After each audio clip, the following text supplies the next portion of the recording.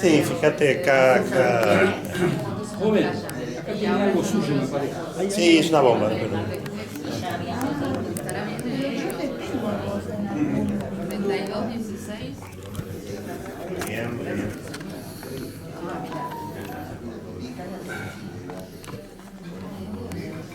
No, pero espera que esté instalado. Ah, Claro.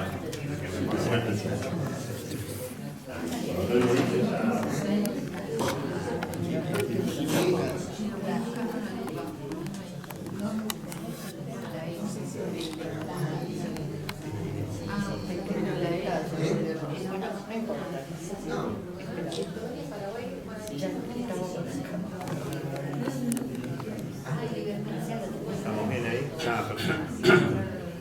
Bueno, estamos en el centro. ¿Estamos?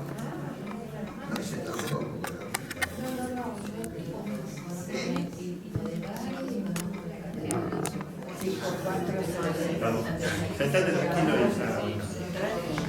bueno, Dale, por favor. ¿podemos Sí, empezar? sí. Buenas tardes. Bueno, estimadas señoras, señores, muy buenas tardes. Un gusto estar con ustedes. Un placer que nos acompañen. Y bueno, hoy el presidente en ejercicio de la Asociación de Estudios Históricos Manuel Belgrano, Eduardo Badel, nos va a recordar, ante todo porque el presidente en ejercicio, porque nuestra presidente, señora Marta Salas, se encuentra con problemas de salud y lógicamente no nos puede acompañar. Bueno, Eduardo, un amigo, un estudioso de Belgrano, y hoy nos va a recordar un pasaje de la vida del mismo.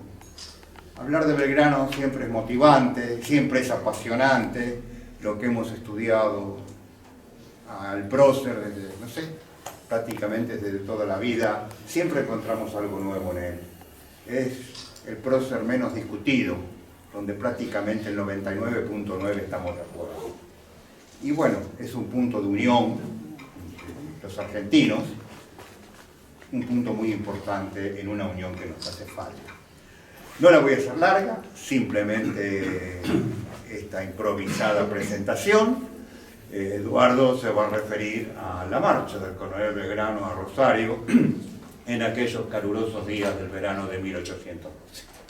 Así que los dejo escuchando al señor y les deseo muchas gracias. Muchas gracias, Roberto. Yo quería presentarme, soy Eduardo Badel y los voy a molestar por un espacio de... Sí. ¿Quién interrumpió? ¿Nada? Sí, si alguien tiene alguna pregunta, levanta la mano. Entonces, sí. Micrófono. Ah, el micrófono, bien. Bueno, entonces me voy a sentar porque el micrófono es muy bajo, ¿cierto? Bueno. Entonces, en primer lugar, quería agradecer a esta casa esta invitación invaluable al doctor Alberto Tranquilo por haberme invitado a dar esta charla sobre Belgrano, que es mi personaje desde hace 6, 7, 8, 10 años, no sé, ya ni recuerdo. Y bajo su férula inspiración hemos formado esta Asociación de Estudios Históricos Manuel Belgrano, ¿no es cierto? Es una asociación de hecho y está contemplada dentro de la Constitución del 2015, así que lo pueden revisar eso, por supuesto. Bueno, y por eso entonces muchas gracias por esa consideración y también saludar a la institución por haber obtenido la consideración de la legislatura porteña, que ha declarado al Instituto de Estudios Históricos Juan Manuel de Rosas de interés cultural. Esto ha aparecido hace poco tiempo y no todo el mundo lo sabe, y yo lo quería decir delante de usted. Bueno, ahora vamos a ver un poquito qué pasa con Belgrano, porque Belgrano es como si no hubiera muerto. para los que lo tenemos presente, ¿no? Belgrano buscó siempre el bien social y espiritual de quienes lo trataron y de las comunidades que lo trataron. Esto es para empezar en un marco poblacional de época. No era muy común en esa época eso, era bastante al contrario. Por eso él tuvo muchas dificultades, y porque no encajaba en el sistema, en un sistema totalmente de personajes egocéntricos y materialistas, pese a una religión que flameaba por su libertad y qué sé yo. Todas esas cosas que ahora también decimos. El pueblo de Rosario tiene su origen, su origen muy humilde, en una capilla de barro y techo de tejas. Y en ella una pequeña imagen de la Virgen del Rosario.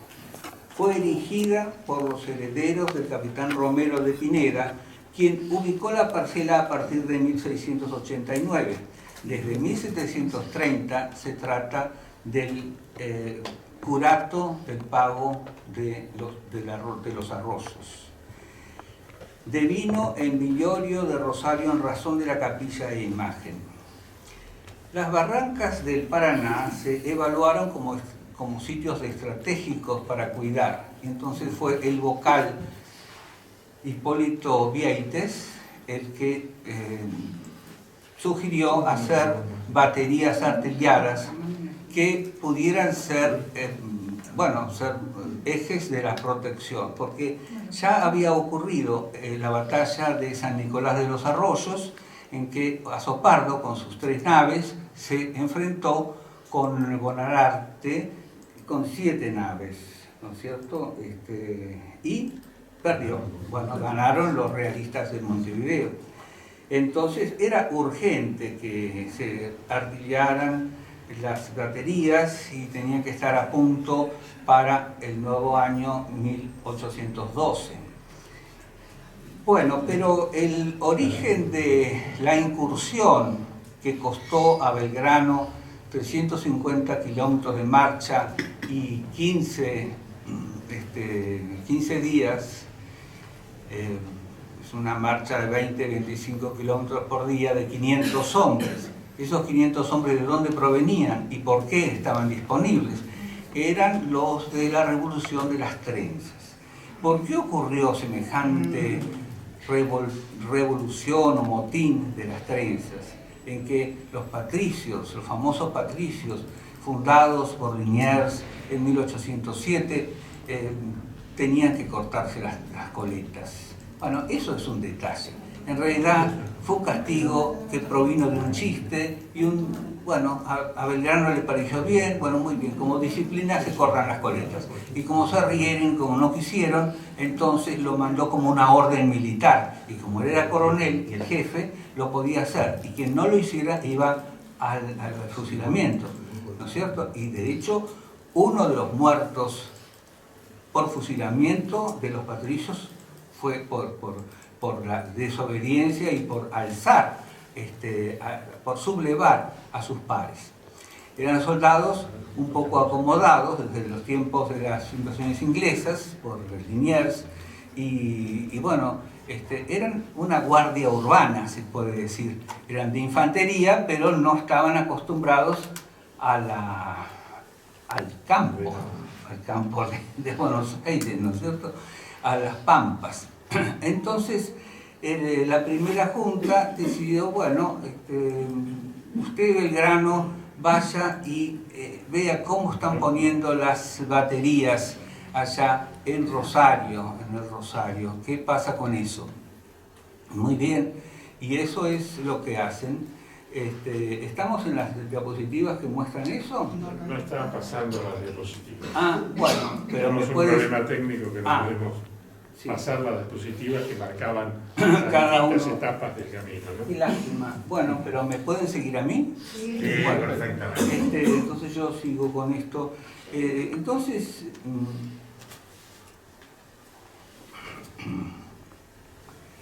Esa fue una de las causas por las cuales se sublevaron los patricios que eran tan fieles y tan queridos por el pueblo de Buenos Aires. La parte política, Saavedra, que es alejado del poder, y Moreno, que se va el 18 de diciembre de 1811. Eso no gustó tampoco a los patricios y ellos se sintieron politizados y saltaron. Eso fue el origen de todo. Acá Belgrano, en su diario de marcha, no dice cuántos eran en total. Dice sí las cifras estadísticas de 1.305 patricios y 200 granaderos. Pero por distintas razones, solamente unos 500 se calcula, que de 500 a 600 se calculan que emprendieron dicha marcha. Y tenía que ser urgente, porque le dijeron a Belgrano, tiene que ser en los próximos 48 horas, cosas así. Él no pudo hacer más y lo tuvo que posponer para el día 24, pero prometió, me voy el 24, y así lo cumplió. Pero dijo, necesito que, tales y tales elementos para poder partir, entre ellos 16 carretas, él pide 40, pero le dan 16. Pide también elementos médicos, jeringas, ungüentos, pomadas, vendas, todo tipo de instrumental quirúrgico de la época. Estamos en 1811, ¿no? Y se lo dan en el mismo día. Es muy interesante como el contrapunto entre la gente del gobierno y Belgrano se comportan, ¿no? Y Belgrano un poco, entre nosotros, no es que yo le falte respeto, pero no, es un poco levantisco. Él responde correctamente, pero responde con la realidad. Entonces se tiene que callar los otros, que eran los superiores de Sarmiento, en realidad, de Belgrano. En un momento que están arreglando las cosas para irse, el gobierno dice, que lleven sus maletines y sus,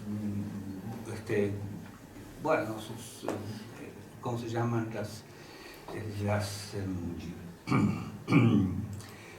Maletines y mochila, ¿no es cierto? Dos cositas cada uno. Entonces, pero lamentablemente no las tienen. Es una orden que voy a tener que desobedecer. Así lo dice francamente. O sea, Belgrano estaba realmente disgustado con todo cómo se estaba manejando este asunto de trasladar 500 hombres que habían salido de una revolución y estaban muy nerviosos por la violencia urbana que había en Buenos Aires, no solamente por el motín, sino antes del 5 y 6 de abril, la revolución de las Quintas, Mayo y las consecuencias de Mayo. Salíamos de una época violenta. Entonces, Belgrano era un hombre de horizontes amplios y grandes, y él comprendía toda esa situación desde afuera y desde adentro. No le sorprendía que pasara eso, pero obvio, no la explica. Eso es una interpretación personal, ¿no? No la vamos a encontrar en los libros. Quizás algún tratadista lo diga, no sé. Yo es lo que capturo de los diálogos entre el triunvirato y Belgrano, sí. Así que, entonces ahora podemos... estamos viendo una visión de la inteligencia artificial descrita como, les pedimos, mi colaboradora, mi cuñada, me inspiró a usar este programa de inteligencia artificial que es bastante bueno, ¿no? Y muy fiel a la historia.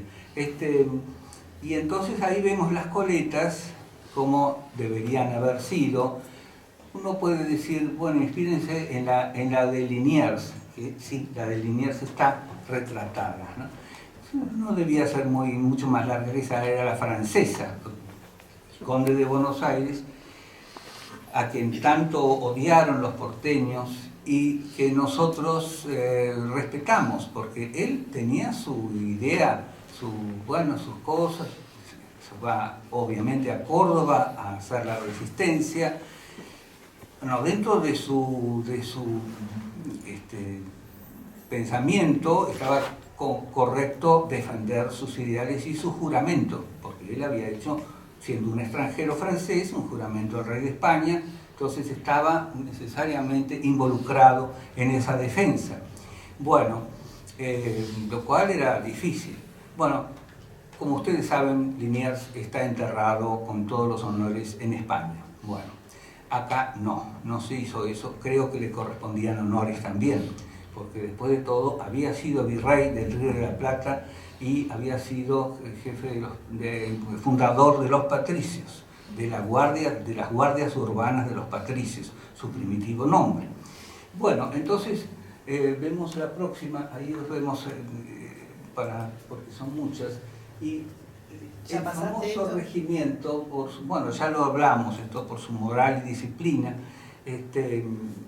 y bueno, ¿cómo es que pasaba esto? Entonces Belgrano, uno de los objetivos que tiene en la marcha, no se la imponen, pero se lee, se deduce, se colige, que es la de marcarles la disciplina a los patricios, pero no con castigos, sino con el hacer, el actuar, el cómo deben ser ellos, ¿no? Entonces lo primero que hace es, bueno, prepárense, vamos a empezar. Y una de las cosas que me gustaría leerles de acá es las enseñanzas en cuanto a la educación. Belgrano ve que están muy mal educados y muy mal hablados, y ya llegaremos a eso. Entonces, no me quiero adelantar, pero los patricios, entonces, esto ya lo vimos, para no ir repitiendo las cosas, ¿no? La cuestión política creo que está bastante clara, y entonces ellos pagaron de alguna manera las culpas de la política capitalina, sin haber producido sí, hicieron un motín demasiado importante, ¿no? Y eso costó 11 muertos y varios exiliados o presos a Martín García, y bueno, fue un motín muy importante, y José Rondó quedó sordo por el sonido muy potente de un cañón que se prendió con una bala de cañón de calibre interesante en el mismo cuartel que era el viejo colegio carolingio, ¿no es cierto?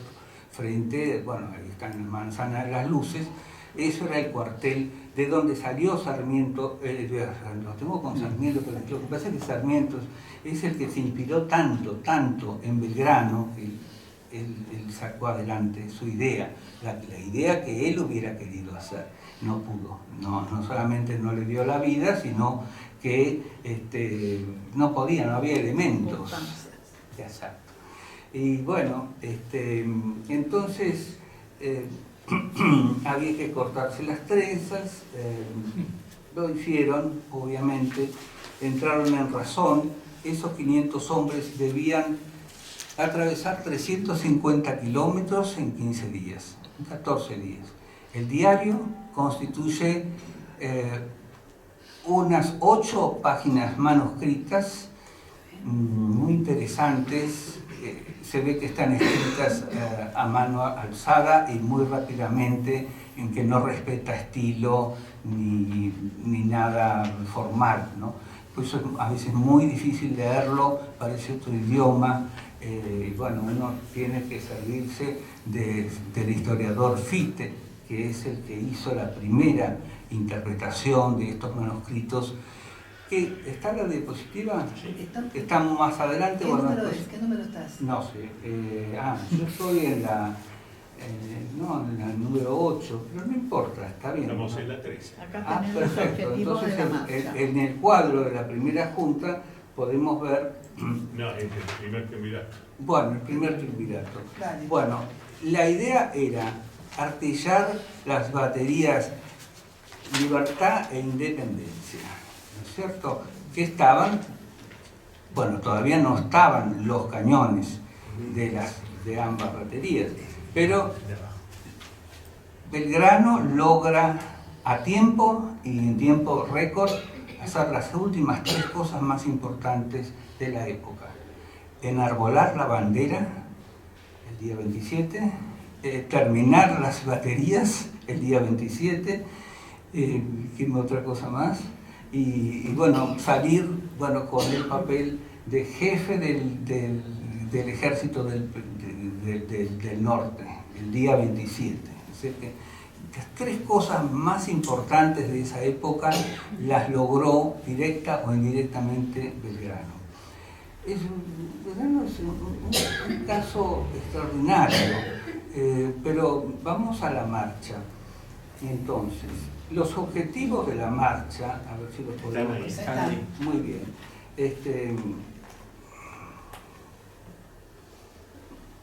Primero, terminar con las baterías, afinar bien los detalles, porque quien estaba a cargo de la hechura de las baterías era el teniente coronel Ángel Monasterio. Pero Ángel Monasterio es como que las cosas se aletargaban mucho en el tiempo. Y había otros 2 personajes que también, un señor Herrera y otro personaje que también se adjudicaban la factura de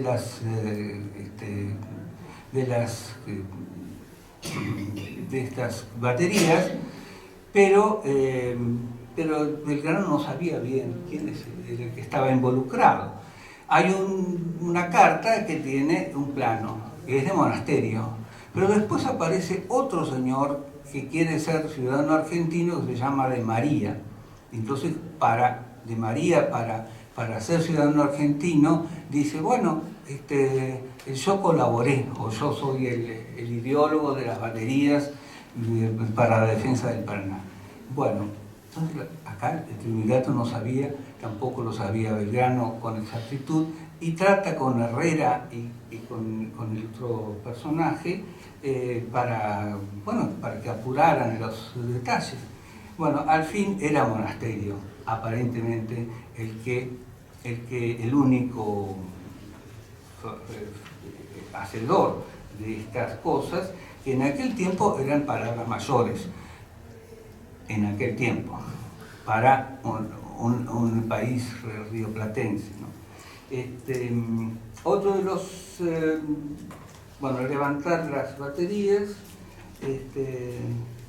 y como objetivo Belgrano no tenía el de enarbolar bandera, no, eso lo tenía escondido, se puede decir, quizás en su imaginación o en su deseo, pero no había una orden, una ordenanza para eso, sino sí, también estaba en su corazón disciplinar a esos 500 hombres, tropa de patricios y cadetes. Una de las baterías estaba en el río Paraná, en el margen, y la otra en la isla Castellanos, que era un islote cercano. Y después, otra de los objetivos era el reconocimiento del terreno, caminos, pasos, las postas, que ya muchas habían sido vistas por John Parrish Robertson el año anterior. Por lo menos 6 o 7 de ellas. Flores, Morón, Arrecifes, Luján. Bueno, todo eso lo había visto Robertson y los ingleses posteriores también, y los describen muy interesante en el mobiliario, en la pobreza de las postas del este de la provincia de Buenos Aires, ¿no? Pero uno va hacia el oeste y ya las postas cambian, son de piedra, hay más resguardo contra el medio ambiente. Y entonces ahí vemos que en la provincia de Buenos Aires las postas para intercambio de caballos y bueyes tenían muchos la particularidad de que faltaba material y entonces había que poner cardo seco, ¿no? Es el cardo mariano, es el Silurium marianum, que es un excelente hepatoprotector que hay que recomendarlo mucho porque es hepatogenerador también. Es la última palabra en los últimos años y es una de las producciones argentinas más relevantes, aun cuando la ley de malezas la prohíbe. Pero se sigue produciendo el cardo mariano y exportando a Alemania. Nosotros también sacamos silimarina de esas pequeñas semillas que vinieron a la América por estar siempre muy cerca de las semillas de trigo. El trigo y las semillas de cardos en general, que son asteraceae, o sea, compuestas, son muy pequeñitas, no se pueden separar fácilmente. Recién hoy, en estas últimas décadas, se pudo separar físicamente las semillas de otras de los cardos. Los cardos en América cundieron, venían del centro-oeste de Asia, pero eso vino con mucha rapidez y como las tierras eran muy feraces, ricas en hierro, ahí vemos, como lo vio Belgrano seguramente, cardos de hasta 2 metros de altura y seguramente que ustedes también los han visto, 2 metros y medio, en que no se puede ni pasar. Cuando están secos son muy ignífugos, ¿no? Igníferos, y dan buen calor por un tiempo breve. Eso es lo que tenía prácticamente Belgrano como combustible y la bosta de las vacas y bueyes y vacas cimarronas, que era lo que tenía a la vista. Había, por supuesto, maderas, pero era la inexperiencia de todos estos citadinos, incluido Belgrano, que no tenían días y meses, digamos, en el campo. Sí, había los durazneros, se podían ver que al fondo había montes de durazneros en casi todos los sitios en que pasó, y otras especies. No sé dónde estamos, pero podés poner las especies. La eritrina. Los árboles que están. Bueno, los árboles, claro, ahí está la eritrina cristagalli, que es la de flor del ceibo, la flor nacional de este color. Creo que estas flores representan la eritrina, ¿no es cierto? Bueno, es el ceibo. Por ley nacional está declarada la flor nacional. Y el ombú, que no es árbol, es árbol. Con la definición actual de árbol es un árbol, pero por muchos años se lo consideró una hierba gigante. Qué cosa ridícula. Lo que pasa es que el duramen no era suficientemente fuerte y no sirve para hacer fuego. Pero bueno, y así tenemos el celtistala, ¿qué más? Ahí, celtistala, el Shimus molliet. Bueno, esos son más mediterráneos, pero están naturalizados en la pampa húmeda desde hace 200 años por lo menos. Tenemos algunos ejemplos en la Plaza de Libertad, hay dos, uno ahí y otro en Recoleta, muy antiguos, que deben tener más de 200 años. Bueno, y la próxima creo que muestra los pastos, ¿no es cierto? También todo eso servía para hacer fuego, pero a Belgrano le obsesionaba la falta de material ignífero, la falta de salud de los soldados, porque ya los calores extraordinarios de esos días los volteó. Y después la falta de educación, eso le preocupaba mucho y él le pone remedio. Lleva unos cuadernitos para que los soldados repasen el trato que debían tener con los coroneles, con los cabos, con los soldados, el resto de los soldados y cualquier autoridad. Bueno, recibe un oficio, 3 oficios, de la superioridad, diciendo sobre los castigos que recibirían, castigos y disciplinas, de no comportarse como verdaderos patricios. Y Belgrano no lo dice, pero para ahorrarles esos castigos que no lo señala, les habla. Hace una ronda, como siempre, tanto para rezar, como para leer, como para cualquier cosa, hace una ronda de soldados y él en el centro, costumbre belgraniana, y les habla de esas penitencias, y ellos, bueno, responden con un viva la patria, ¿no? Eso, 2 partes o 3 del diario lo señala Belgrano, porque es el que escribe. Ahora, hay partes del diario que hay que adjudicárselas como dichas directamente por Belgrano, porque no son descriptivas solamente del paisaje, sino descriptivas de la situación y a veces bastante engorrosa.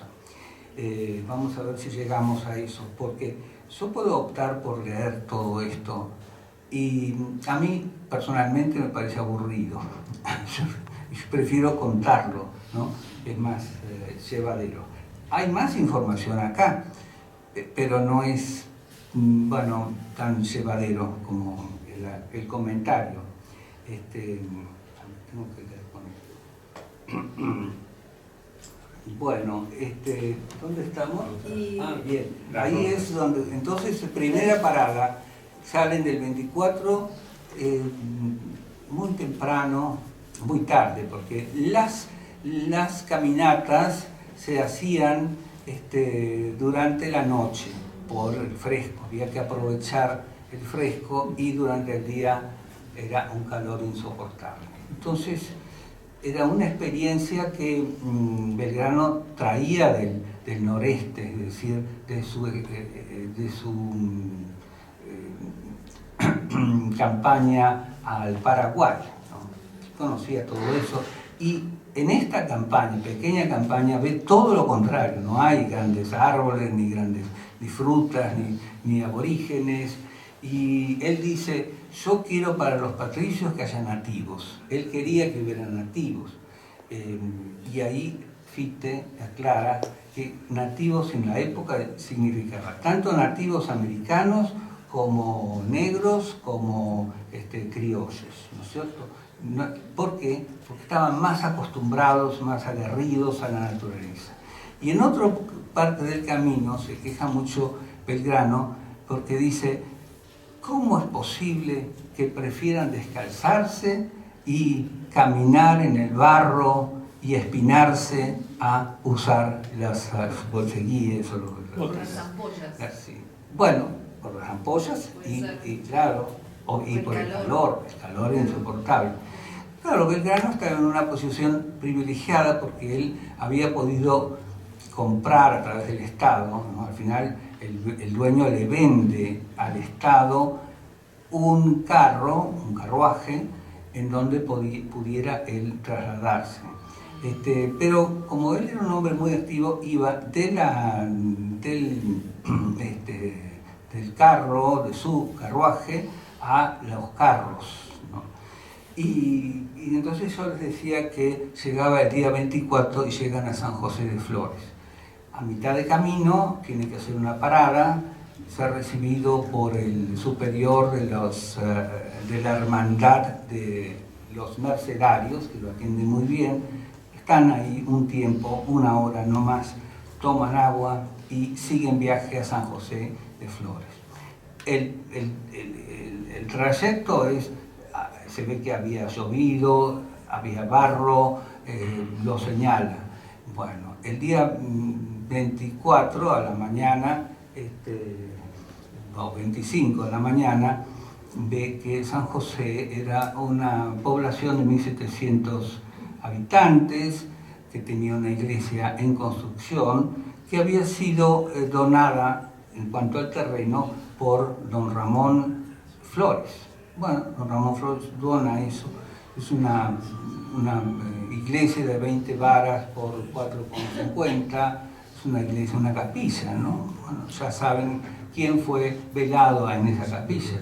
Bueno, fue muy importante, 1804, y crecía rápidamente. Y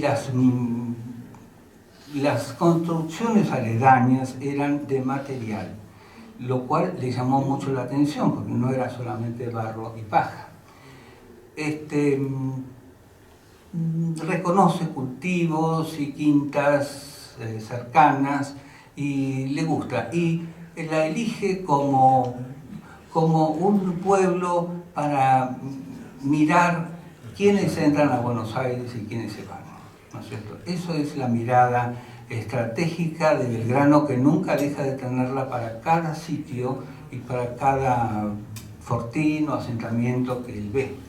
Sí, Belgrano, siempre que lo vemos como un humanista, como un hombre así delicado, no, era muy práctico, un hombre extraordinariamente práctico y que sabía separar bien las cosas, su espiritualidad por un lado, y que lo hacía cumplir y enseñar a sus soldados, y por otro, la practicidad del caso en que estaba, ¿no?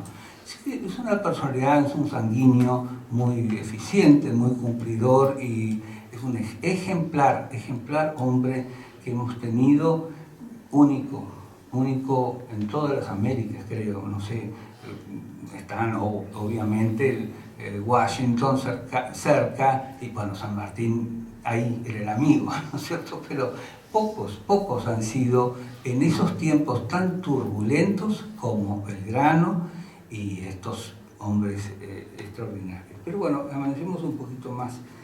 Entonces hay dos autores actuales, uno es Miguel Carrillo Vascari y Roberto Elizalde, que lo conocen ustedes, estamos en contacto con Roberto, que han tratado este tema. No sé si hay otro autor, Elena, yo no conozco, y Fichte. Bueno, esos son los anexos que Manuel Belgrano, el mismo, o sea, el descendiente, me dijo, hay dos anexos, él se refería a estos. Bueno, pero la primera publicación, la primera edición de Fichte, en francés no sé cómo se pronunciaría, Fichte, es muy profunda, muy interesante para su tiempo. Obvio que las cosas mejoraron en cuanto a información. Del día 25 de enero ya estamos en otra locación, llegamos a dónde llegamos? Bueno, esto es otra cosa. A Moreno, Moreno no. No, Moreno no está fundado siquiera. A Morón sí, pero esto quería entrar en la historia del documento, ¿no? Es muy interesante porque Carrizo era un periodista de televisión y de radio, sumamente culto y de muy bajo perfil.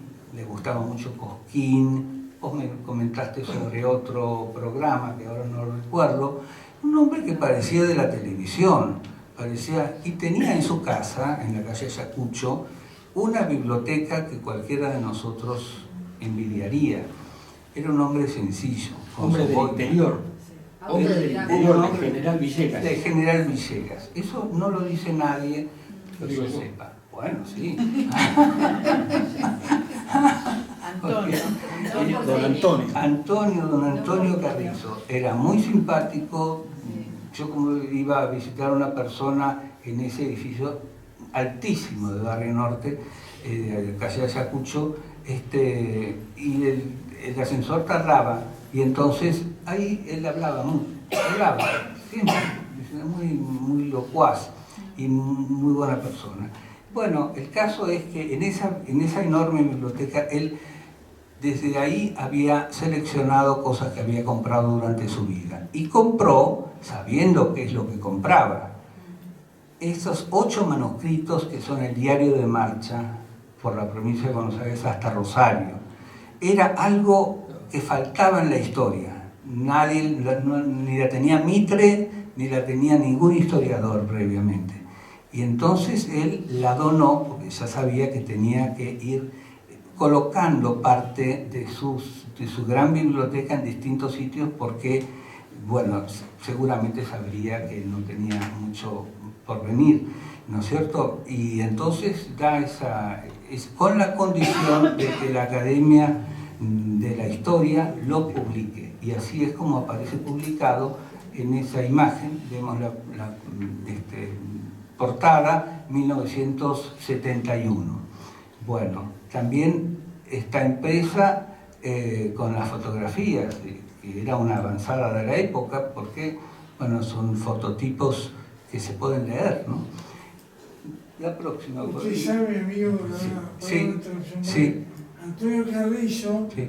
tenía la segunda colección de Martín Fierro de Argentina. ¿Ah, sí? Ah, Venía de la colección del museo de Antonio Carrizo de mi padre, Alberto Viagos. qué Se interesante. juntaban llamándose para intercambiar algunos que otros ejemplares que uno u otro no tenía. ¿Qué Un cosa? sábado a la mañana lo llamó Antonio Carrizo a mi casa para decir que había una edición en griego que mi padre no tenía, que él se la había reservado en la Plaza de Dolores para la feria. O sea, Turquía la tenía reservada para él. Claro, porque él sabía lo que compraba, Y evidentemente. mi madre me llama y me dice, Fernandito, ¿qué vas a tu padre? Se ve a Dolores sobre el auto con un libro, Martín Fierro.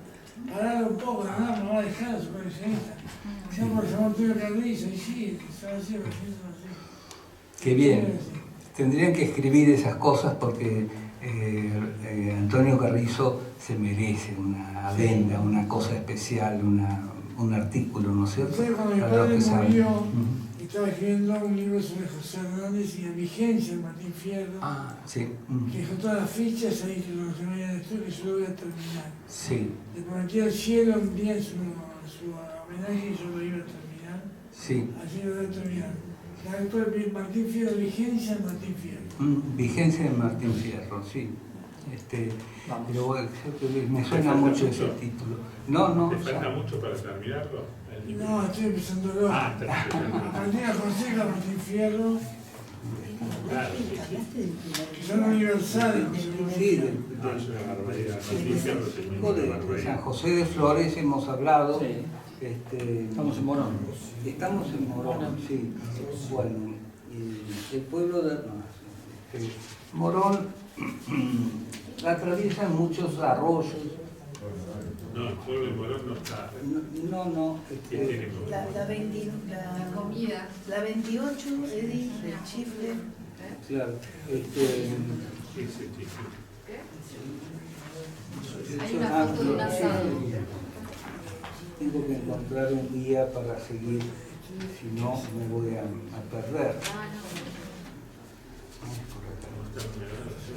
No, el problema es que un diario de marcha debería ser día por día, pero resultaría muy tedioso, largo y que uno trata de resumirlo, pero es una cosa pesada, ¿no es cierto?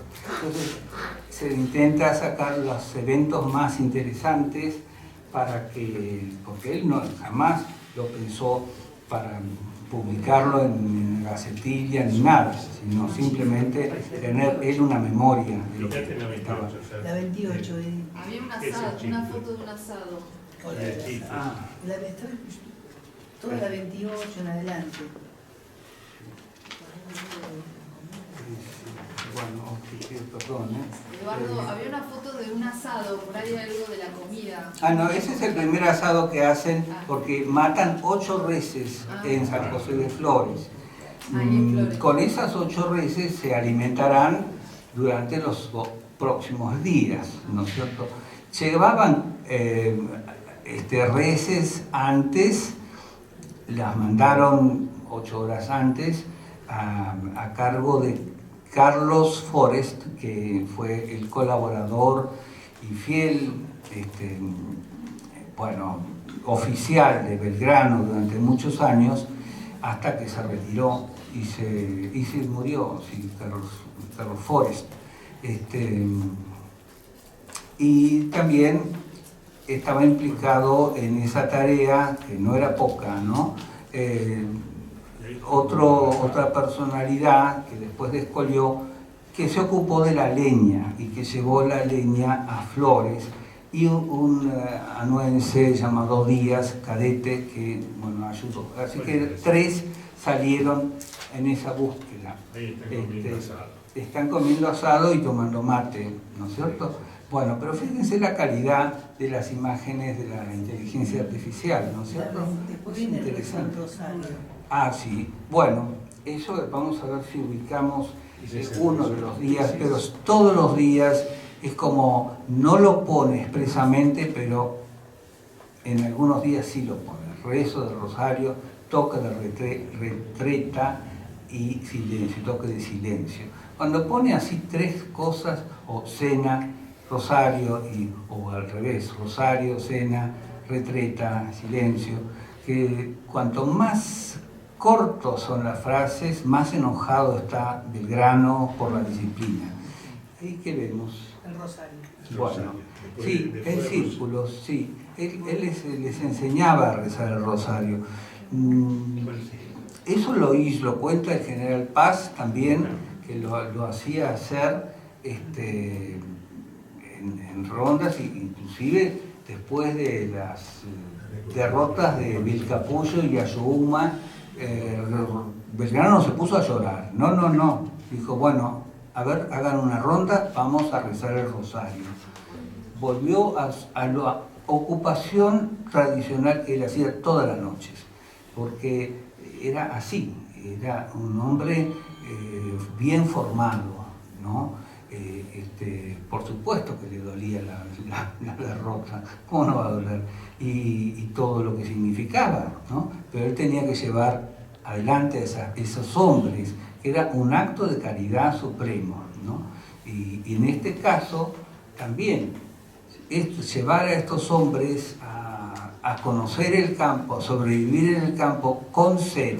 Otra de las preocupaciones de Belgrano era el agua. Si el agua es salobre, acá es salobre, acá hay manantiales. Bueno, donde encuentran muy buenos manantiales es en Luján. Bueno, ahí estamos en Luján. Bueno,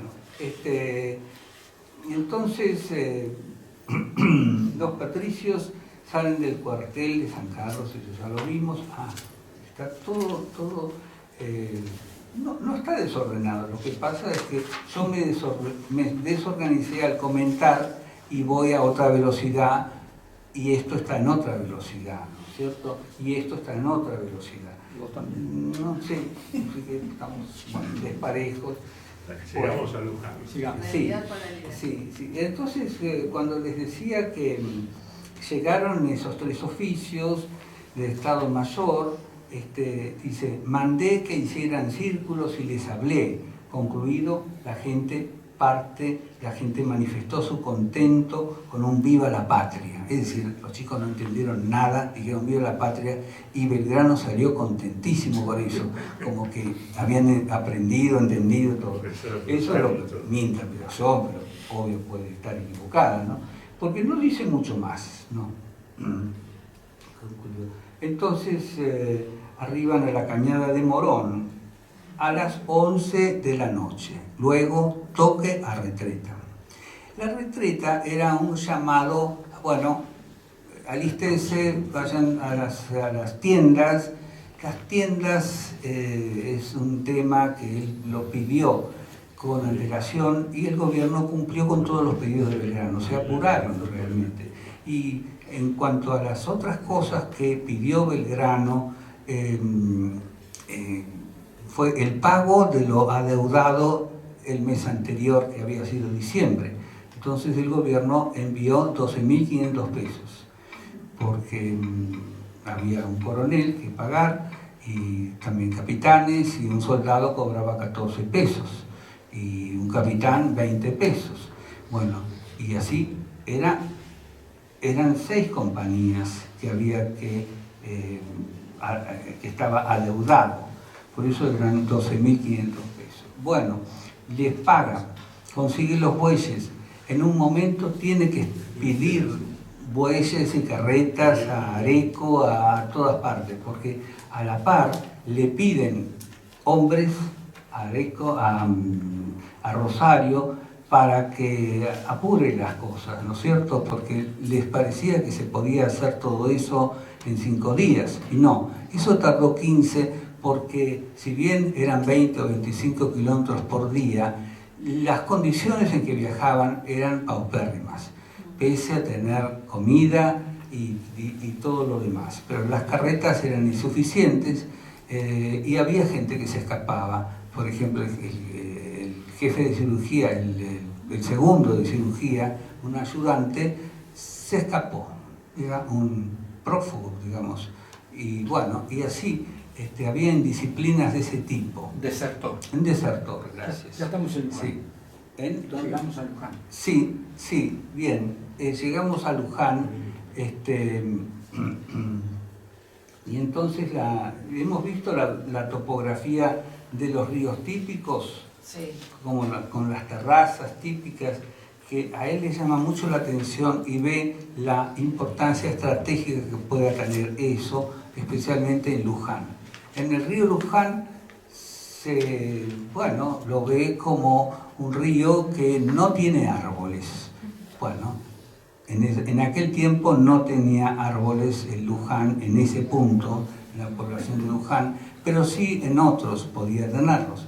De hecho, el río de la Plata en tiempos de Rivadavia tenía una arboleda de bambúes, según un historiador. Otros dicen que no, otros que sí. Bueno, lo lógico es que tuviera esos bambúes, porque eran restos de la flora típica de la selva en galería, ¿no es cierto?, que llegaba hasta el río de la Plata.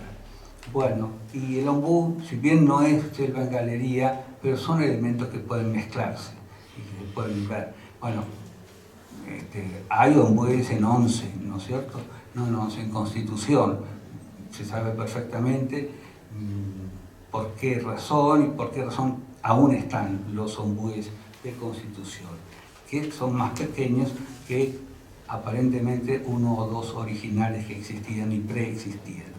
Bueno, pero Belgrano no hace ninguna mención de ningún ombú ni de ninguna planta importante, que sí la debía haber, pero él quizás más allá de los durazneros no menciona mucho.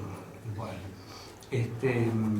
entonces la Cañada de la Cruz también la atraviesan y llegan a Luján a las 4:30 de la tarde. Está la capilla, la describe brevemente, dice que está bien construida y es fuerte de material. No se detiene en decir si entró, si vio a la Virgen, la imagen de la Virgen. Bueno, todos sabemos que en La Plata estaba construida una construcción alegórica de cómo era la capilla de Luján en ese tiempo, justamente. Bueno, después la sacaron y bueno, ve que el río es barrancoso y la villa tiene una plaza y 7 calles con cercas de tunas altas y espesas. Bueno, esto es una característica interesante que la señale porque él está pensando en la defensa, en las defensas, y las tunas espinosas eran una suerte de impedimento a las invasiones. La iglesia es de 1764, esa en particular, y no hay árboles al costado del río. El carro asnal es seco. El carro asnal es el carro primero que yo les señalaba, es decir, el carro mariano, y le llaman asnal, bueno, tiene otra historia, pero no me voy a ir por las ramas porque si no es muy largo. Hace las veces de leña muy útil, el Silibum marianum. El carro de Castilla, la Cinara carbunculus. Bueno, y se comen, de la Cinara se comen las pencas, es decir, lo hervían varias veces para quitarle el amargor y era parte de la dieta gaucha. y de la Ahora dieta de también ellos. lo comen. Sí. ¿Cómo? Ahora también lo come la sí, gente del campo. sí. Como que lo pelan con un Sí, cuchillo así es. y lo Sí. hierven. Sí. Y después hacen como milanesa. Con la milanesa. Bueno, eso ya se conocía, es muy amarga y muy peligrosa. Cuando él se refiere a espinares, que hay que atravesar espinares, se refiere a que estaba todo lleno de cardos. Entonces se dice que la marcha debe ser en desfilada. Es un término muy antiguo. Desfilada significa fuera de fila, ¿no? Bueno, cada uno por su lado y se reúnen en un punto. Bueno, entonces hay manantiales, está hablando de Luján, manantiales en la ribera, y las cuevas de las nutrias mantienen abiertos a los manantiales. Solo 2 soldados por vez podían entrar en la villa. Es cierto, porque él tenía miedo que hubiera un desbande. Eran 500, era mucha cantidad, 500 como número. ¿Por qué no hay un listado? Porque él estaba muy apurado por salir, porque había prometido el 24 de enero, y le piden el listado, y dice, no hay tiempo para hacer el listado. Lo dice. ¿A los desertores se los fusilaban? No dice en ningún momento que haya fusilado a ninguno, ni haya castigado de forma severa a ningún desertor. El que desertó parece que no lo encontraron más. El chofer negro que él tenía también desertó, se escapó y no se supo de él, nunca más. Bueno, porque ¿Estaba era... esa pena si lo llegaban a encontrar? Bueno, sí, No se sabe. pero se seguía un régimen militar de Carlos III, de Carlos III, el rey español en aquel tiempo. Pero hay muchos ejemplos de militares que emplearon las penas de Carlos, o ni siquiera de Carlos anteriores, que no eran tan drásticas, al revés, eran más humanitarias. Pero no hay que olvidar que nosotros vivíamos en ese tiempo, y Belgrano, y la época independentista. Entonces, muchas veces se cometían cosas que las cometía Napoleón, por ejemplo, los ejércitos imperiales, pero no estaban en la legislación de Indias, ¿no? Alguien corríjame si me equivoco, pero es lo que yo colijo de lo que he leído, ¿no? Porque pasó con otro militar. Bueno, ya saben lo que pasó en La Verde, ¿no es cierto? Ahí los dejamos porque, bueno, en La Verde fue un suicidio. Bueno, eran un poquito drásticos en la guerra. Lógicamente los ánimos se acaloran y pasan muchas cosas que no debían pasar, ¿no? Pero también en Córdoba el único que se salvó fue el obispo Orellana, ¿no? ¿Por qué? Bueno, porque el obispo.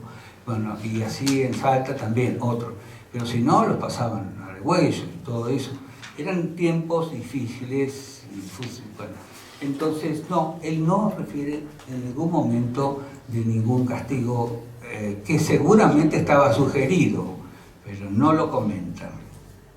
Eddie, ¿querés que pasemos a la 36, que son las 2 baterías? A la 36, sí, claro, muy interesante, pero yo quería terminar con Luján, que es la topografía típica de los pasos, sí, los pasos de los ríos, esos ríos de montaña, estos ríos de llanura que son meandrosos, en ese tiempo esa estación seca, bueno, una estación seca pero que llovía de tanto en tanto. Por ejemplo, cuando estaba en Luján, Belgrano, en su tienda cae un chubasco y se mojan todos dentro de su tienda, ¿no? Bueno, y así. Y entonces deja pasar a la villa a 2 soldados por vez. Ahí está el cabildo de Luján, que hizo reparar a principios del siglo XX Cantilo, el gobernador Cantilo de Luján, ¿no? Sí. Y entonces, sí, no sé dónde está el doctor Cantilo. Sí. No sé si era abuelo suyo, no recuerdo, pero cuando... Mi abuelo, primo de mi abuelo. Sí. Entonces quería recordarlo porque era eso no lo dicen en el diario, pero lo leí por otra parte, ¿no? Bueno, el caso... ¿Perdón? Sí, bueno, sí, claro. Sí, no, claro, justamente la noticia del museo, que es un desastre. Bueno, entonces llegamos, pasamos Luján, ahí parece que descansaron bastante, ¿no? A las 9 del día siguiente se ve la Villa de Luján, bueno, banderas despliegan, esto es lo más importante que pasa en Luján, es que despliegan las banderas blancas unas con la cruz de San Andrés, que es la cruz de Borgoña, ¿no es cierto? Que no había otra bandera, entonces ahí Belgrano ya lo sabía, obvio, ¿qué voy a llegar? Y las otras banderas que seguían eran de las armas de Castilla, que es el castillito, bueno, el castillo y sí, es Castilla, no es Castilla y León, ¿no? Esas armas, esas banderas son las que tenían. Las mismas las despliegan cuando llegan a Rosario también. En Areco no, porque Areco no era villa, pero en Rosario no era villa también, pero era el sitio donde debían llegar. Bueno, y además desplegar y las baterías, era muy importante Rosario desde el momento en que era el objeto de Belgrano. Y entonces el agua de los manantiales es de muy buena calidad y surge de los ojos de agua que mantienen las nutrias al hacer pozos, ¿no es cierto? Y en aquel tiempo debía ser muy buena agua porque venía de profundidad, es decir, no salobre. Dice Belgrano: he convocado 2 veces esto es referido a la educación que impone a los patricios. He convocado 2 veces a los capitanes y comandantes de compañías para tratar lo mejor posible la disciplina, para desterrar las inicuas voces, así de los oficiales como de los soldados, que ofenden los oídos, para sujetar a los cadetes y hacerlos estudiar, que son los jóvenes más pillos y más mal educados que he visto, y para que por todos los medios inspire la subordinación en oficiales subalternos y tropa, y haya el mejor orden privando toda especie de juego y cuanto pueda decirse a desarreglo. Bueno, miremos el lenguaje que le emplea, que es lo que les debe haber dicho a los muchachos con el cuadernillo en mano, ¿no? Y él iba a tomar lección de esos cuadernillos, cómo debían tratarse. Bueno, eso es algo que a él le llamó mucho la atención, es decir, no había... El anterior jefe era Ramones, ¿no es cierto? Romero, sí, Romero. Y el anterior a Romero era Cornelio de Saavedra, ¿no? Que ellos lo idolatraban. Y pues cuando caen en desgracia, eso los irrita mucho. Bueno, el 29 de enero a las 4 de la mañana se tocó a Generala. Generala era otra llamado de atención con la clarina, para levantar a todos rápido, todos debían formar fila como para presentar batalla, estar dispuestos a cualquier eventualidad urgente, eso Generala, a todos. Y bueno, eso son los 3 toques que acá se mencionan en el diario. La diana, que era para despertarse, a veces se levantaban a la 1:30 de la madrugada, y a la 1 de la madrugada, o sea, de la noche, para aprovechar el fresco. Bueno, yo personalmente no lo creo, justamente cuando aplica esos horarios y esos finales, es cuando más aplica la disciplina, o cuando les ha contado algo sobre la disciplina. Entonces, y los extractos del diario son más breves, concisos y tajantes, ¿no es cierto? Dice: el mal estado de la educación en que están La mayor parte de los cadetes del regimiento me ha obligado a reunir a todos, a imponerles el modo con que han de conducir, imponiéndoles el deber de que hayan de estudiar por ahora las obligaciones del soldado, cabo y sargento, de que me han de dar lección todos los días al tiempo que yo llamare. Se tocó a lista ese día, se rezó el rosario, se mudó la guardia y a las 8:30 retreta y a silencio sin más novedad. Ese es el segundo gran enojo de Belgrano. ¿Por qué? Imagínense. El 30 de enero, en la Cañada de la Cruz, recibe el nombramiento para ocupar la comandancia de Rosario. El teniente coronel Monasterio ordena que envíen 100 hombres, pero Belgrano piensa que en el estado en que están los suyos no iba a ser posible, porque estaban enfermos y ya en un momento dado les permite la entrada a una carreta porque hacía mucho calor y se enfermaban. Bueno, solicita a Areco 8 carretas al alcalde de la posta de Areco y hacia las 6 de la tarde, a fin de acercar a los hombres que piden desde Rosario, obtiene 14 carretas. Esto era muy común, que bueno, no se las daban, se trazaban, bueno, día a día. El 31 de enero, a la 1:30 de la madrugada, se toca generala de nuevo y es la orden del redoble o corneta para convocar a toda la tropa del ejército a formarse de inmediato para la revista. Marchan recién a las 2:30. El apuro es para aprovechar el fresco y llegar cuanto antes a la Cañada del Suero.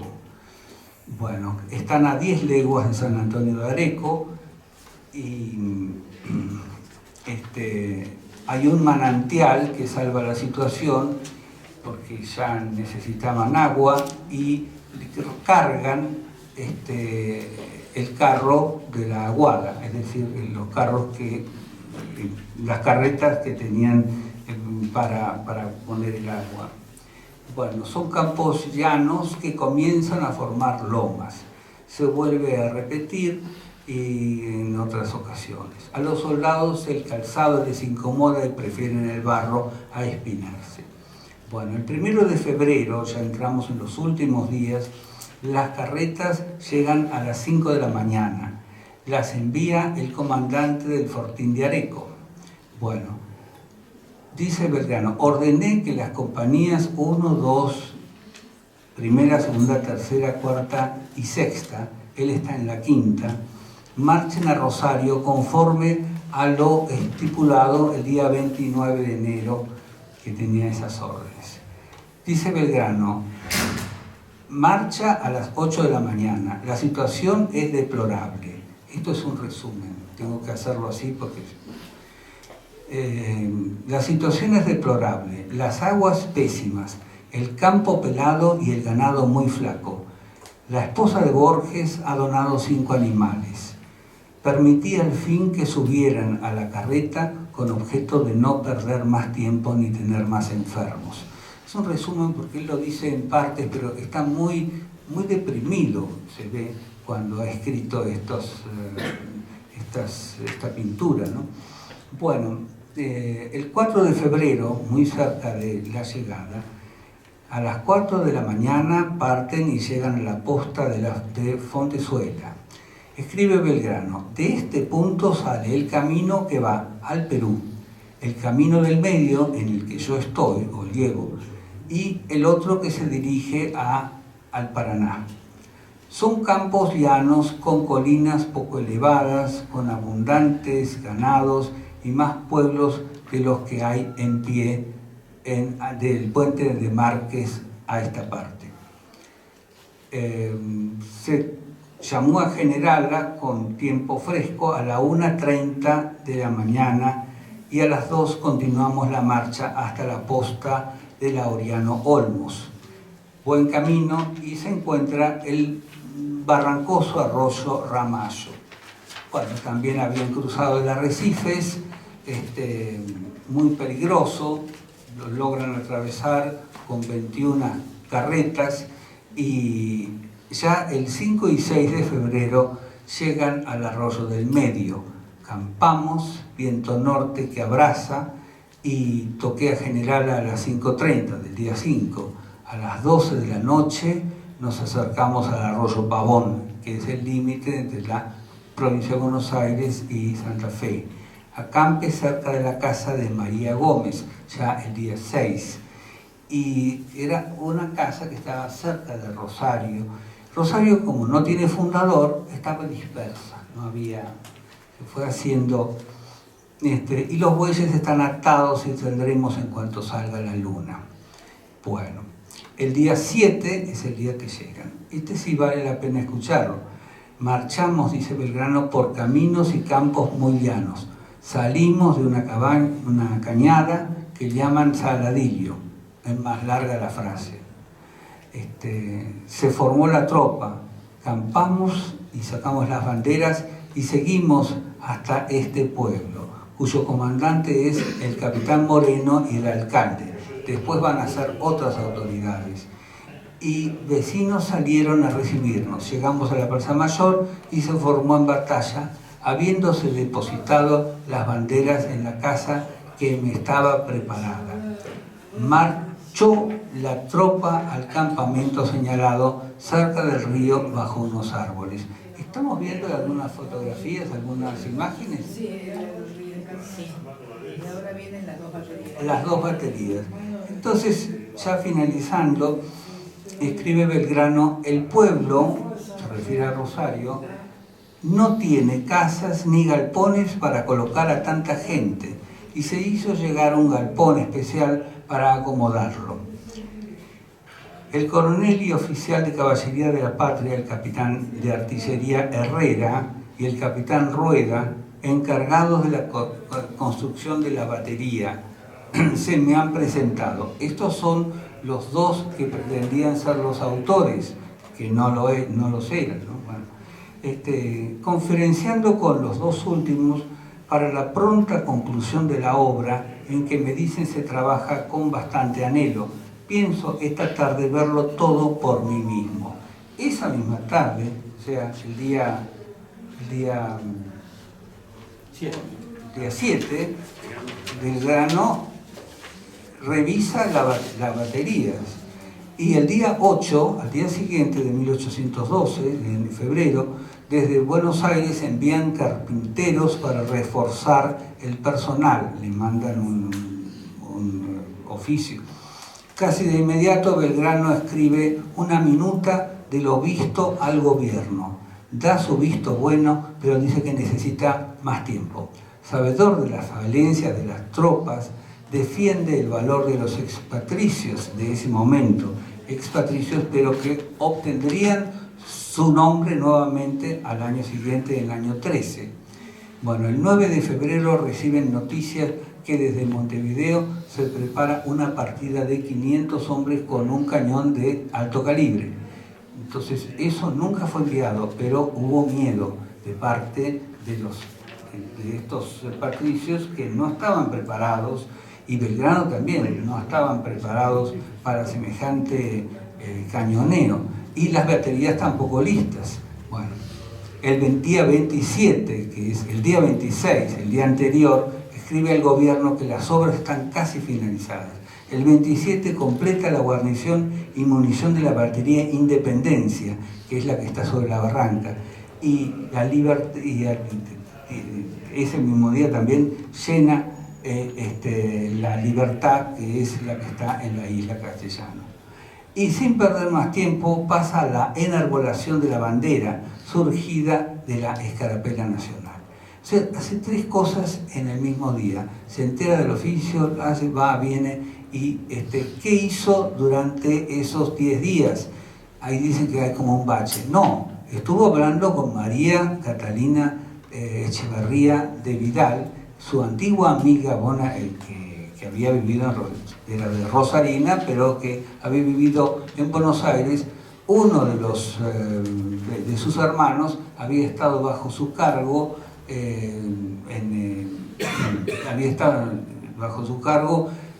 mientras iba al Paraguay, ¿no es cierto? O sea que los conocía bien.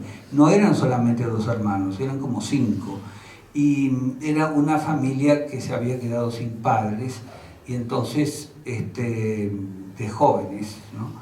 Y ella, bueno, para el día 9 de febrero de 1813, el barón Holmberg, que después estará cerca de Belgrano mucho, oficial artillero, manifiesta que para el 25 de diciembre del 12 las baterías estaban desguarnecidas y casi arruinadas, pero que era posible recuperarlas en pocos días. Bueno, lo interesante es que ya, ¿qué pasa entre el 8 y el 27? Ya se los conté, y van cartas de ida y vuelta con la superioridad y Belgrano. Al fin, María Catalina Echeverría de Vidal, ya esta es otra historia, pero está conexa, ¿no es cierto? Saca una bandera gracias a la labor de 3 vecinas que le ayudan a ella a hacer, con las telas elegidas por Belgrano, de seda blanca y celeste, o sea, sedas blancas y celestes, o azul celestes, hay mucha controversia. Bueno, una bandera hilada en hilo de oro, con un reborde de oro, ¿no es cierto? Por eso dicen que la bandera resplandecía al sol, ¿no? Bueno, así que todo esto demandó 5 días de costura. Debía ser una bandera importante, en seda y con hilos de oro. Bueno, y Belgrano no se tomó ni un solo día de descanso. Quizás hubo una música típica para él, un pericón, algo así, pero no, era sumamente austero. Y en cada uno de los párrafos, al final, como nota al pie, él pone un sitio, un santo, un sitio y una acción o virtud. Voy a nombrar solamente las virtudes y acciones. Pone para cada día, la primera, constancia, empeño, celo, valor, espíritu, vigilancia, victoria, adelante, atención, energía, libertad, unión, fraternidad, concordia. Yo supongo que el concepto él lo enseñaba a los soldados, porque para él no tenía mayor sentido repetirlo, ¿no? Bueno, y los sitios en que él pensaba, porque no tienen relación con ninguno de los fragmentos sobre los sitios que ha conocido. Y bueno, ¿tienen alguna pregunta? Yo encantado, si es que la conozco, la respuesta. Un aplauso.